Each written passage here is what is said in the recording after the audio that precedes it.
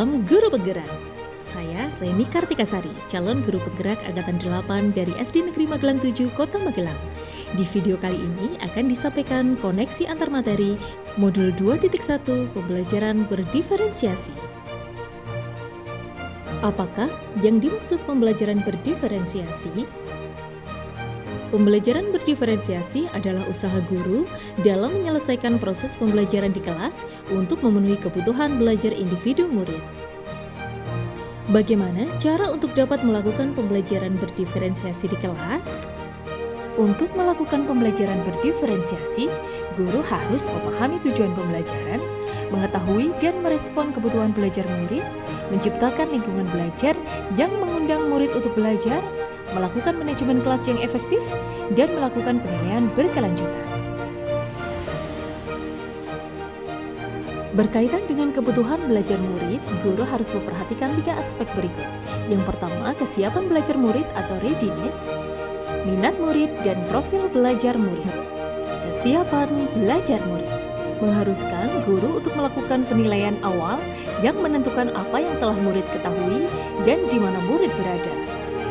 Minat murid. Minat setiap murid berbeda-beda. Minat merupakan salah satu motivator penting bagi murid untuk selalu terlibat aktif dalam pembelajaran. Profil belajar murid. Profil belajar murid bisa terdiri dari lingkungan, budaya, gaya belajar, dan kecerdasan majemuk. Kebutuhan belajar murid dapat diidentifikasi dengan cara-cara berikut ini. Mengamati perilaku murid, mengidentifikasi pengetahuan awal, mereview dan merefleksi praktik pengajaran, berbicara dengan guru, membaca rapor murid di kelas sebelumnya, menggunakan berbagai penilaian formatif dan diagnostik.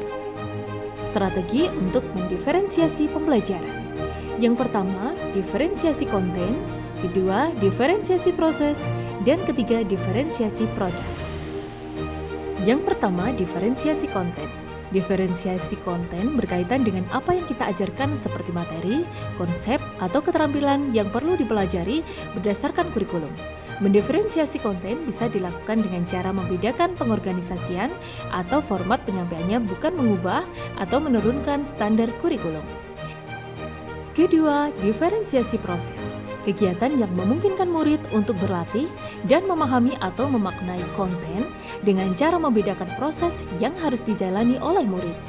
Dan yang ketiga, diferensiasi produk, yaitu bukti yang menunjukkan apa yang murid telah pahami dengan cara membedakan atau memodifikasi produk sebagai hasil belajar murid, hasil latihan, penerapan, dan pengembangan yang telah dipelajari. Adakah keterkaitan antara modul pembelajaran berdiferensiasi dengan modul-modul yang lain? Ya, ada beberapa keterkaitan, antara lain modul 1.1 dan 2.1. Untuk dapat melakukan pembelajaran berdiferensiasi, maka guru harus berusaha memenuhi kebutuhan belajar anak sesuai dengan kodrat alam dan kodrat zaman berdasarkan filosofi pendidikan Ki Hajar Dewantara. Kemudian, modul 1.2 dan 2.1. Dalam melakukan pembelajaran berdiferensiasi, seorang guru penggerak harus berpihak pada murid, mandiri, reflektif, kolaboratif, dan inovatif untuk menciptakan pembelajaran berdiferensiasi agar dapat memenuhi kebutuhan belajar murid. Dan modul 1.3 dan 2.1, pembelajaran berdiferensiasi dapat menjadi salah satu strategi untuk mewujudkan salah satu visi guru penggerak yang berpihak kepada murid. Dan modul 1.4 dan 2.1. Dalam pelaksanaan pembelajaran berdiferensiasi antara guru dan murid harus ada kesepakatan kelas terlebih dahulu agar proses pembelajaran dapat berjalan dengan baik sesuai dengan nilai-nilai budaya positif. Terima kasih. Demikian koneksi antar materi modul 2.1 pembelajaran berdiferensiasi. Salam guru penggerak. Bergerak dan menggerak.